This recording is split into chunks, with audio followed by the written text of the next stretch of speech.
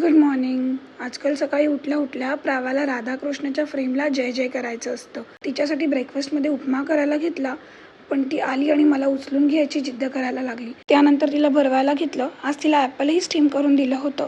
मग काय तिने त्यानंच पोट भरलं आणि उपमा मला खावा लागला. दुपारी बेडवर ठेवलेलं सगळं सामान मी काढून ठेवलं, कारण प्राव्या तिथे उभी राहून सगळं पाडते आणि आता बॉटल्स ठेवल्यात त्याही ती सोडत नाहीये. दुपारी लंचमध्ये तिच्यासाठी पालक राईस बनवला. त्यासाठी पालक आणि वाटाणे मी आधीच उकडवून घेतले होते. त्यानंतर मिक्सरमध्ये ते घालून त्यात अर्धा टमॅटो घातला आणि छान बारीक पेस्ट करून घेतली. कढईत थोडंसं तूप घातलं, त्यावर जिरं घातलं आणि पालकची केलेली ही प्युरी घातली.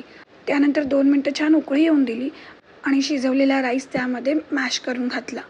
जेवण बनवता बनवता प्राव्याला बघू की जेवण बनवू या घाई गडबडीमध्ये माझ्या भाकरीच्या पिठामध्ये पाणी जास्त पडलं आणि आता मला भाकरीच थापता येत नव्हती.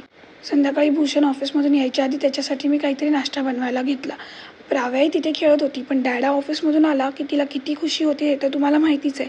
लगेच त्याच्याकडे धावत धावत गेली. त्यानंतर तिला थोडी स्ट्रॉबेरी खायला दिली आणि मी घरची कामं आवरत होती.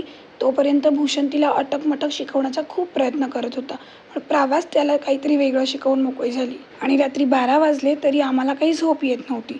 फक्त मम्माला पा द्यायचं एवढंच माहिती होतं. आय होप तुमचाही दिवस छान गेला असेल. पुन्हा भेटूच उद्याच्या व्लॉगमध्ये.